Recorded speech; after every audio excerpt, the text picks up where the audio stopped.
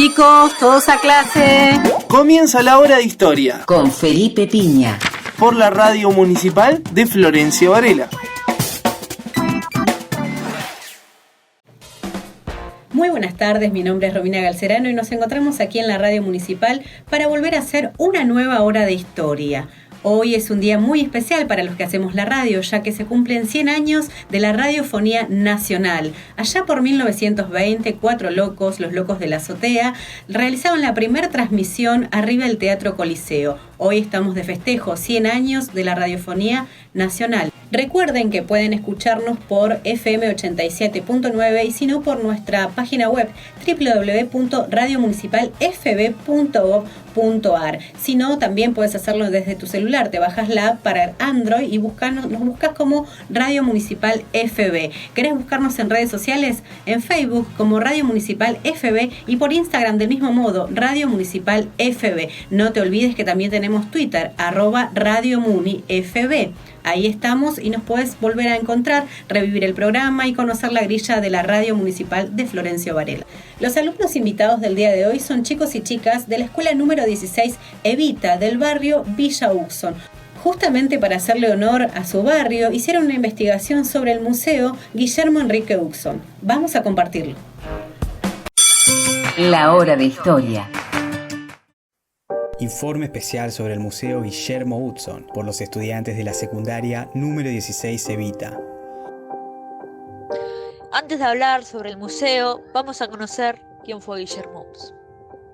El nacimiento de Guillermo Enrique Uxon fue el día 4 de agosto de 1841 en la ciudad de Quilmes, Argentina, lo que hoy se considera territorio del partido de Florencio Varela.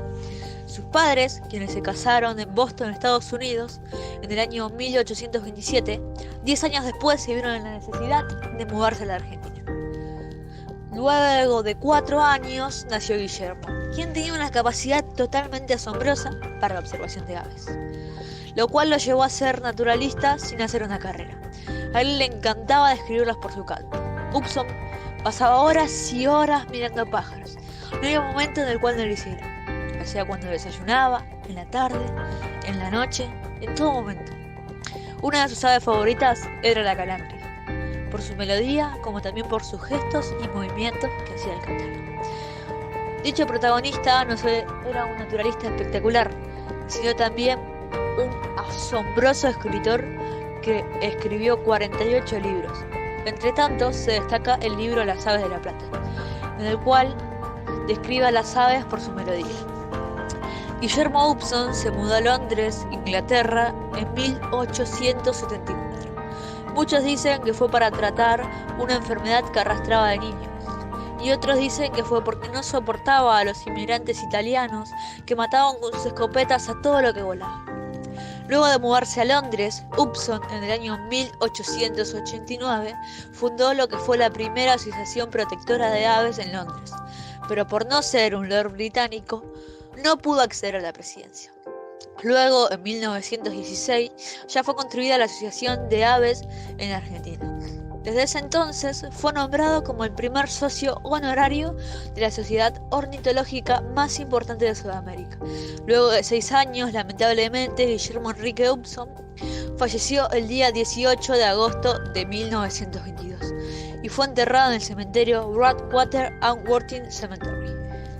Poco tiempo después, en el año 1929, Fernando Pozo, un médico aficionado a las obras de Uxon, descubre dónde éste vivió en su tiempo en Argentina y es así como comienza a dedicar su vida al rescate del solar natal de Uxon. Recién en el año 1949 obtiene 4 hectáreas que serían destinadas al Museo y Parque Evocativo Guillermo Enrique Uxon, oficialmente creado en 1957. El objetivo principal de este lugar es educar y generar un espacio de reflexión y participación.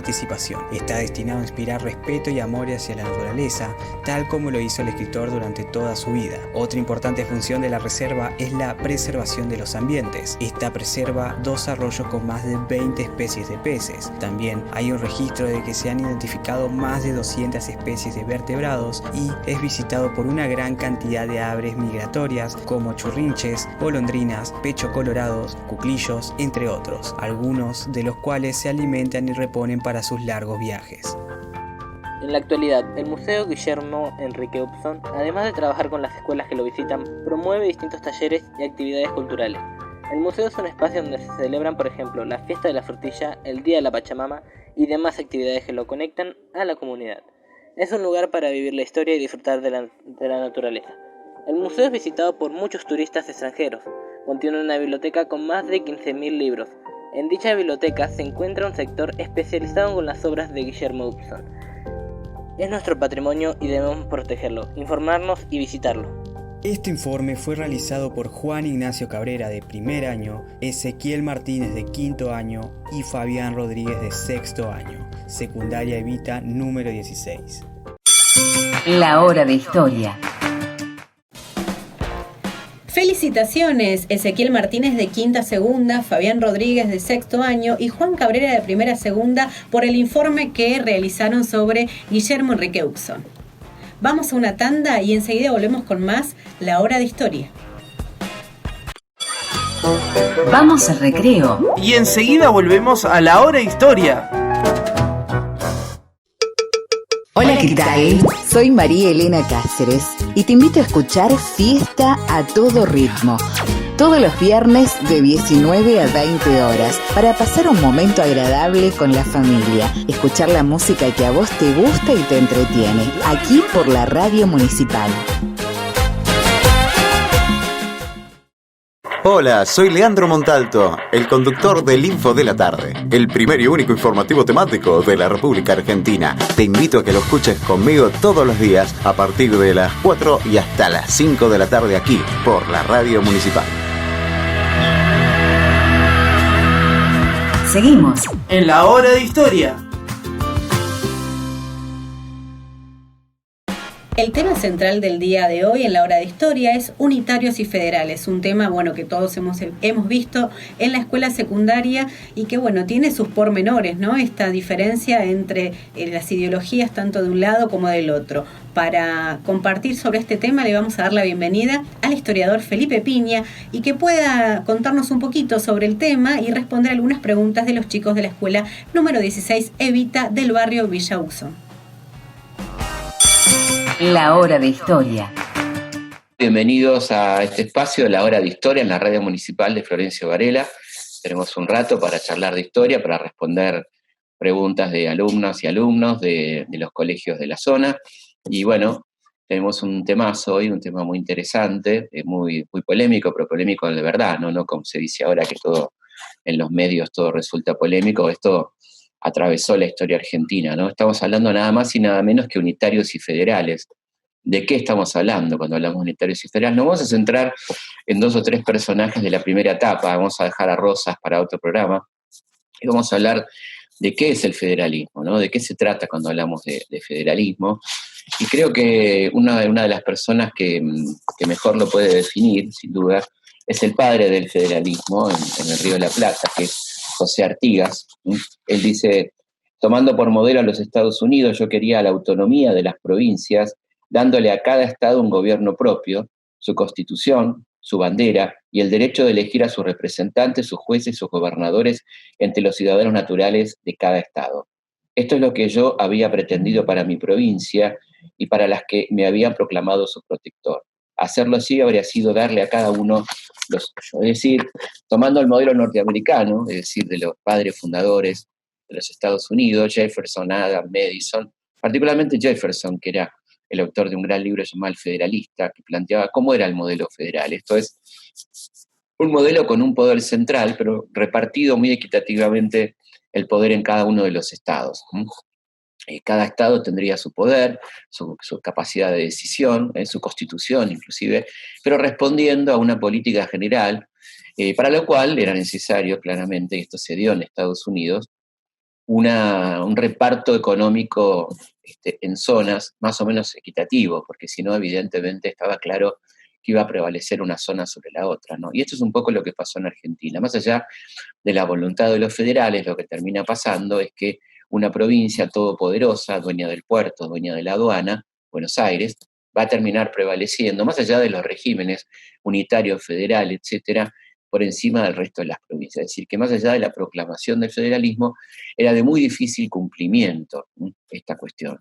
El primero que habla de federalismo en estas tierras se llama Mariano Moreno, ¿no? Curiosamente, aquel prócer, aquel personaje de la primera junta que algunos acusan de unitario por oponerse a la incorporación de los diputados del interior a la junta, cosa que él hace no por unitario, sino por entender que esos diputados deben incorporarse a un parlamento que a su vez va a escribir una constitución, a redactar una constitución, y no a un poder ejecutivo. Esa es la posición de Moreno, y es más, tiene un artículo interesantísimo sobre la importancia del federalismo, ¿no? Lo importante que es el federalismo como modelo, y dice que es el mejor de los modelos. Así que ahí tenemos una falsa acusación, ¿no? Y a veces se hacen líneas de tiempo completamente equivocadas.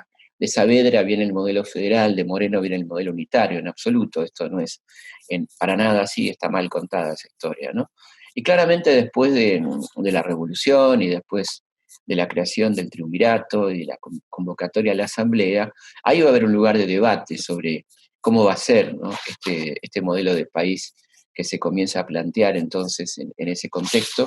Y ahí tenemos la intervención de Artigas, oficial oriental que se había sublevado contra las fuerzas españolas y que colabora con la revolución, y que envía a sus diputados, lo que él llama el protectorado de los pueblos libres, los diputados de Artigas, que van a esa asamblea del 13, una asamblea importante que va a elegir una autoridad nacional, que iba a redactar una constitución y que iba a proclamar la independencia. Solamente hace lo primero, las otras dos cosas quedan pendientes.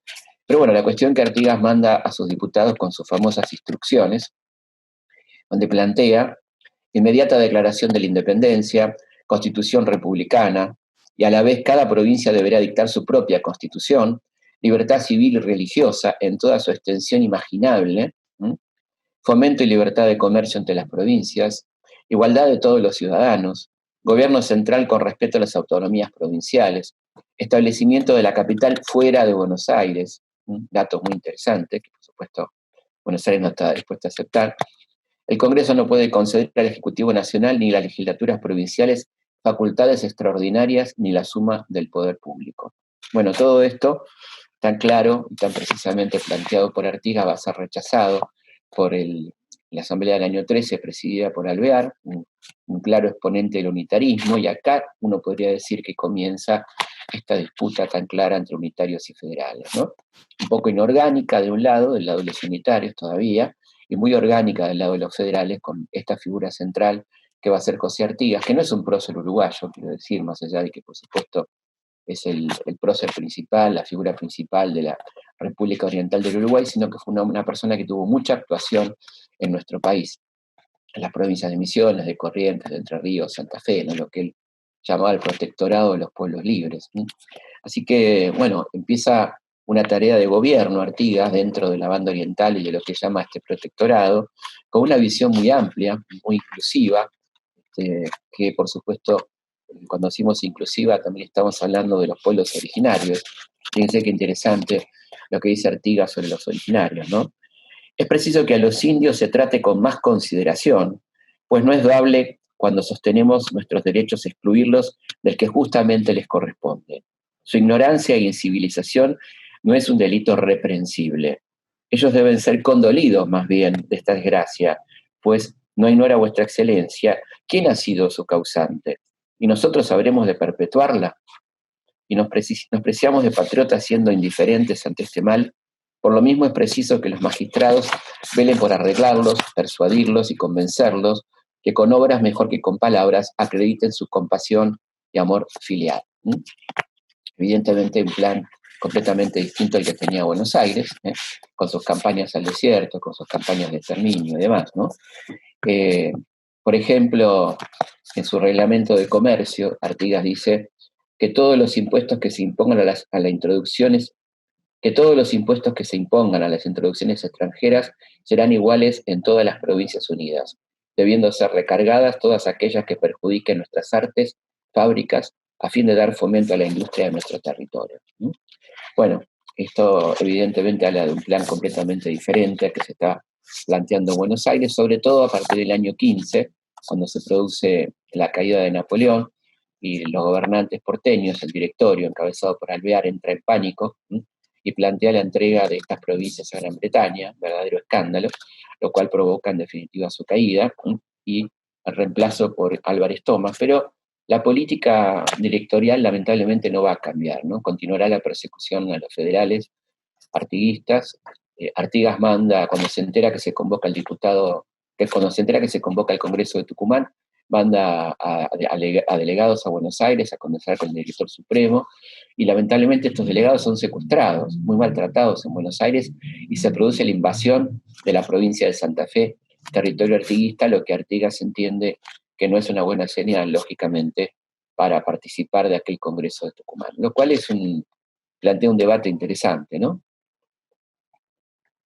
Porque, por un lado, hay quienes dicen, bueno, es lógico que Artigas, después de semejante afrenta, no quisiera participar, y otros que dicen, bueno, es una pena porque el Congreso se perdió una bancada federal importante y una serie de planteos que le hubieran hecho muy bien al Congreso de Tucumán. Así que es un debate abierto, ¿no es cierto?, en torno al federalismo y a la participación de los federales en el Congreso de Tucumán. Lo que va a ocurrir en ese Congreso, finalmente, es que el sector más conservador, encabezado por el director supremo Pueyrredón, comienza tratativas secretas con Portugal para que persigan a Artigas, produce la invasión, a cargo de un asesor militar inglés muy conocido por nosotros, que es William Carr Beresford, aquel que había encabezado la primera invasión inglesa. Va a estar a cargo de las tropas que invaden la banda oriental, que entran por Misiones, por Corrientes, a sangre y fuego, un verdadero desastre, con el único objetivo de parte del gobierno porteño de sacarse de encima a José Artigas, ¿no? La verdad es que es una cosa tremenda lo que pasa, y Artigas va siendo atacado por dos frentes, por el frente porteño y por el frente portugués. ¿Por qué era tan odiado Artigas por Buenos Aires? Bueno, entre otras cosas porque planteaba cuestiones muy avanzadas como la reforma agraria, ¿no? Hablaba de darle suertes de estancias y a territorios a quienes los quisieran trabajar, pero fíjense qué interesante, con condiciones, ¿no? Después de la posesión serán obligados los agraciados por el señor alcalde provincial o demás subalternos a formar un rancho y 2 corrales en el término preciso de 2 meses. Los que cumplidos, si se advierte la misma negligencia, será que el terreno donado a otro vecino más laborioso y benéfico para la provincia. Le daban la tierra, pero con la obligación de que construya una casa, que lo ocupe, que lo haga productivo, ¿no es cierto? Es algo muy interesante, esta reforma agraria que plantea Artigas y que asusta muchísimo a las autoridades del otro lado, temiendo un efecto contagio, ¿no? Que esta idea de andar repartiendo tierra se traslade al otro lado del Río de la Plata, ¿no? El reglamento provisorio de la banda oriental, del que leímos una parte, comienza con una frase extraordinaria, ¿no? Los más infelices serán los más agraciados, ¿no?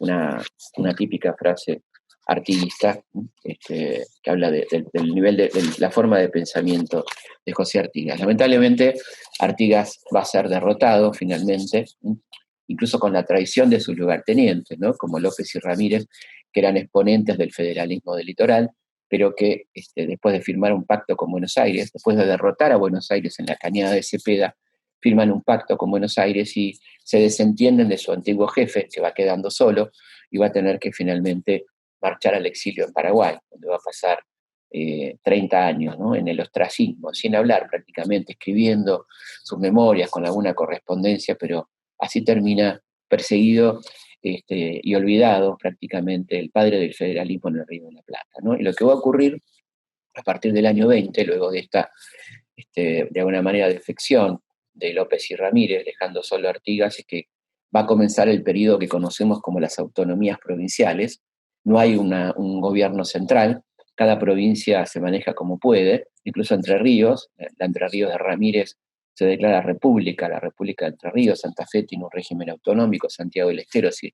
El país es una cantidad de autonomías, y por supuesto a la provincia que más le conviene la autonomía es lógicamente a Buenos Aires, que tiene su puerto, su aduana, y ahí comienza el proyecto unitario a desarrollarse de la mano del gobernador Martín Rodríguez, pero sobre todo de su ministro Bernardino Rivadavia, ¿no? Un personaje bastante particular, un hombre que va a llevar adelante distintos emprendimientos, un poco encandilado por las luces europeas, ¿no? Incluso un proyecto de ley de sufragio universal, que va a ser intensamente debatido en el Parlamento de Buenos Aires, una ley donde supuestamente podían votar todos, pero solamente podían ser electos los ricos, los propietarios, y ahí Dorrego, que era el jefe del Partido Federal en Buenos Aires, da un debate extraordinario donde dice que siguiendo ese modelo de que solo pueden ser electos los ricos, vamos a estar a merced de la aristocracia del dinero, ¿no? En un debate realmente interesantísimo.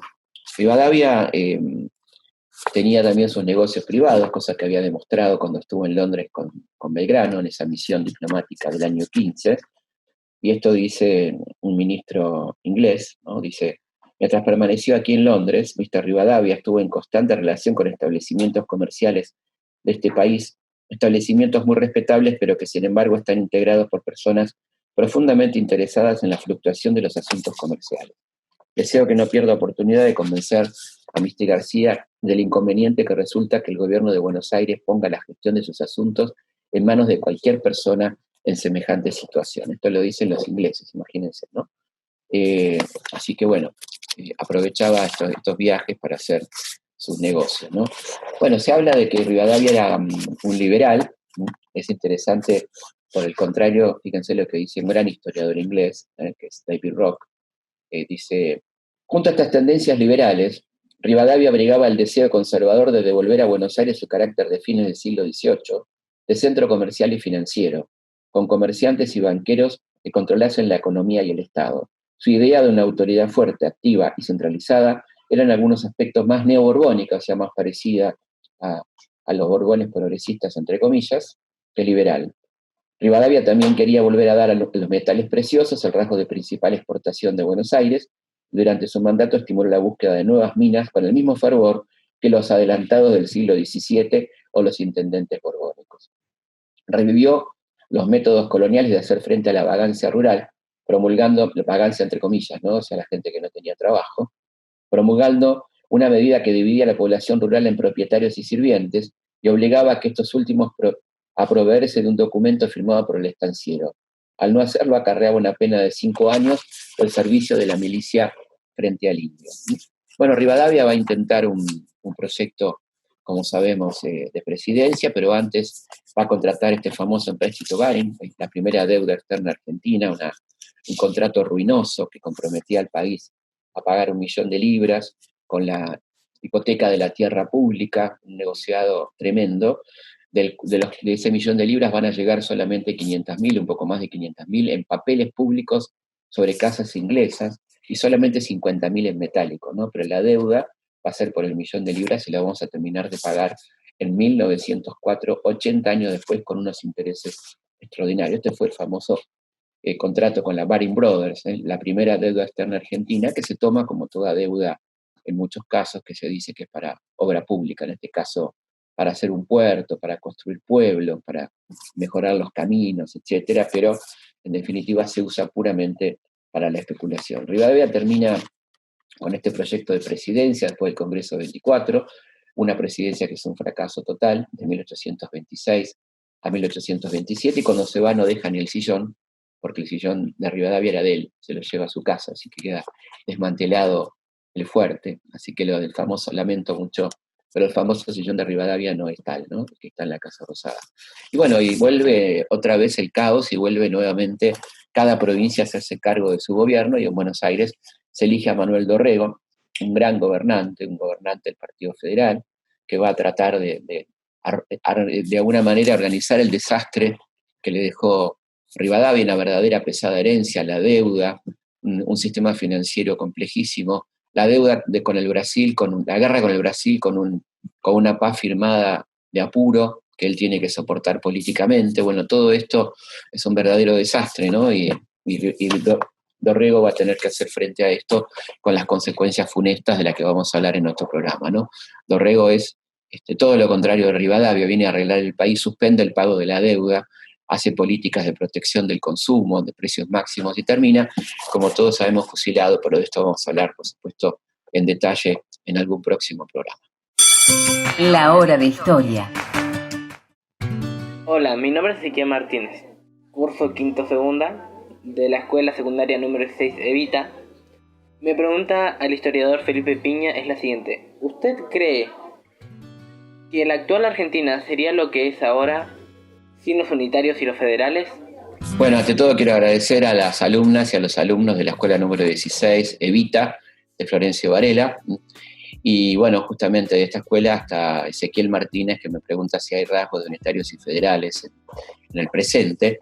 Yo creo que sí, particularmente creo que seguimos siendo un país unitario, más allá de la proclamación en 1853 de que somos representativos republicanos y federales. Yo creo que bueno, hay déficits en las tres menciones de la Constitución, pero particularmente en el federalismo, ¿no? Yo creo que no hay un verdadero federalismo, que hay mucha concentración de riqueza y poder en la zona metropolitana, la Pampa húmeda y el resto de las provincias con desigualdad, riqueza y una mala redistribución de lo que tiene que ver con la recaudación provincial. Pasa, por ejemplo, en provincias petroleras que tienen a veces el petróleo más caro que otro lado, cuando en realidad tendría que estar subsidiado, tendría que tener un precio menor, por ejemplo, para poner un ejemplo, ¿no? La coparticipación federal sigue siendo todavía un tema, ha mejorado, pero sigue siendo un gran tema, que vuelve a las provincias de todo lo que recaudan impositivamente y de todo lo que producen. Así que creo que sigue habiendo rasgos de unitarismo todavía en 2020 en nuestro país. Hola, mi nombre es Fabián Rodríguez, curso sexto año y mi pregunta es la siguiente. Si Argentina hubiese sido tal cual querían los federales en ese entonces, ¿habría funcionado como único país? ¿O habrían conflictos que causarían que las provincias se terminaran separando al mismo país, dando como ejemplo la situación de España y Cataluña? Bueno, Fabián Rodríguez, muy interesante tu pregunta. ¿Qué pasaría si el federalismo hubiera triunfado? Si hubiéramos tenido temas como el de Cataluña. Yo creo que no, porque no había justamente así cuestiones de autonomismo tan fuerte, ¿no? De una identidad autonómica tan potente como para pretender una independencia. Las proclamaciones de repúblicas que se dieron durante la crisis del año 20 o en los años 20 tuvieron que ver con que el país estaba completamente disgregado, ¿no? Yo creo que el federalismo hubiera funcionado bien, pero también habría que tener en ese contexto un equitativo reparto de riquezas para que esas provincias, de la primera a la última, tuvieran con qué abastecerse, cómo producir, y no se sintiera tanto la fuerza de Buenos Aires como la única provincia rica o la provincia más rica del resto del país, lo cual hace realmente muy difícil, te diría casi imposible, la aplicación de un federalismo real, ¿no es cierto? Hola, mi nombre es Juan Cabrera, curso primero de segunda de la escuela número 16 Evita de Florencio Varela y tengo la siguiente pregunta. ¿Qué aspecto crees que ha quedado del federalismo y del partido unitario en la Argentina actual?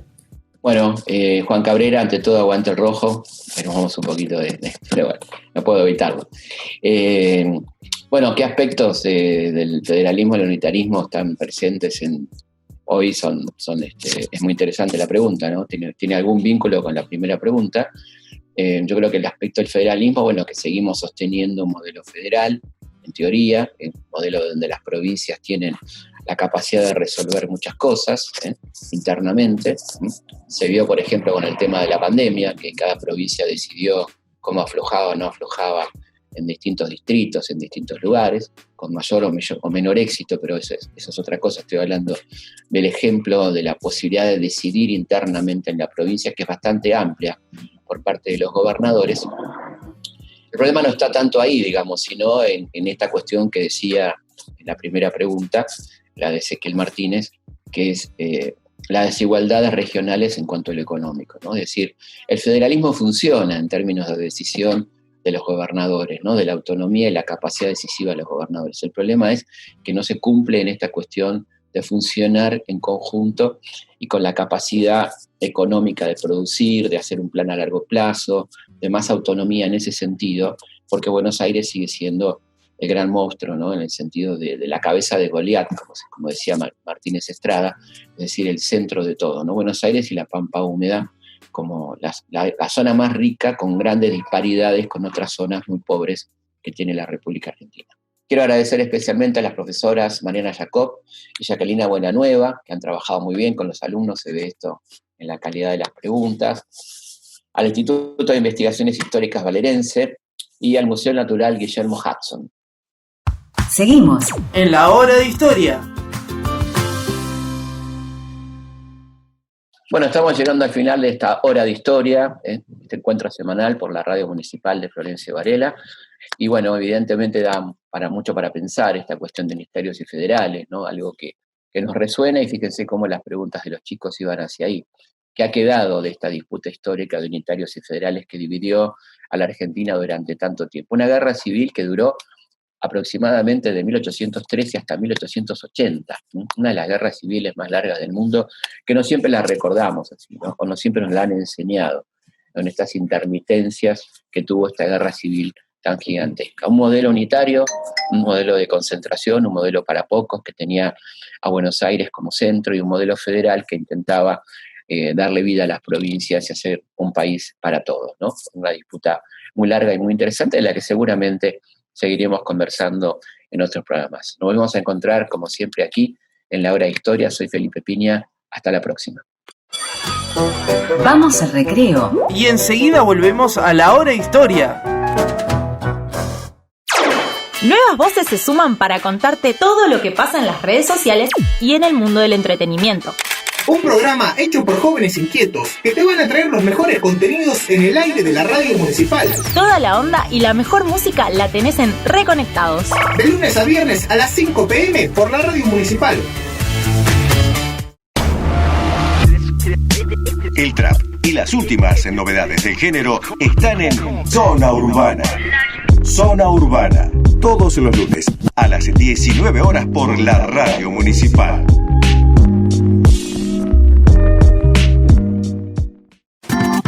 Estás escuchando La Hora de Historia. Llegamos al final de La Hora de Historia y espero que lo hayan disfrutado. Aquellas escuelas que quieren participar del programa tienen que mandarnos un correo electrónico a laradioentuescuelafb@gmail.com o pueden contactarse a través de todas nuestras redes sociales. Nos encuentran en Facebook y en Instagram como Radio Municipal FB, y también lo pueden hacer por Twitter @RadioMuniFB.